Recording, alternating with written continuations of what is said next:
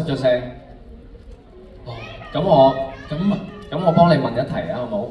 好嘛？幫佢問。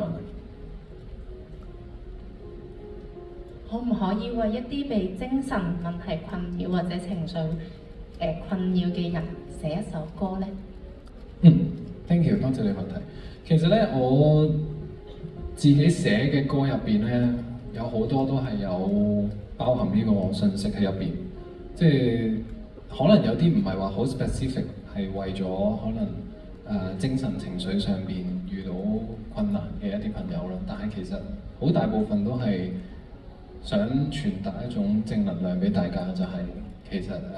會 OK 嘅，所有嘢都會 OK 嘅。咁有陣時，我寫嘅歌成日都好多都係會遇到困難，即係嗰種正面唔係我避開啲唔開心嘅嘢，我淨係講話我哋好開心，我哋笑咁樣。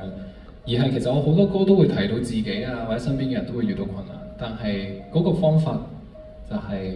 其實冇嘢，困難每日都會發生，但係你嘅心態係好緊要嘅，即係同埋唔好忘記你總會揾到一個出口，你身邊亦都會有人一路咁樣支持你，同埋即使就算你身邊冇人支持你，你自己永遠都係支持你自己一個。係，咁我有隻歌我未出嘅，在遠方的你，其實我都係自己寫俾自己，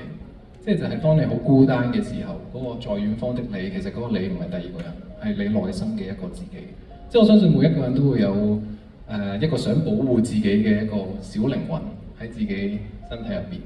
咁但係與此同時，你保護緊佢嘅時候，其實佢都係保護緊你，因為佢會令到你有翻一啲童真啊，即係冇俾呢個世界發生嘅好多嘢去磨滅你嘅嗰個熱愛啊、靈魂啊各樣嘢咁樣。所以其實我嘅歌入邊係一路都想有呢個訊息俾大家，希望可以即係我成日都會掛喺後邊，即係大家生活上咧係有遇到好多困難，但係希望大家聽我嘅歌嘅時候，起碼都有幾分鐘嘅放鬆。OK， 多謝你嘅分享，亦都多謝你。Thank you。Thank you。好。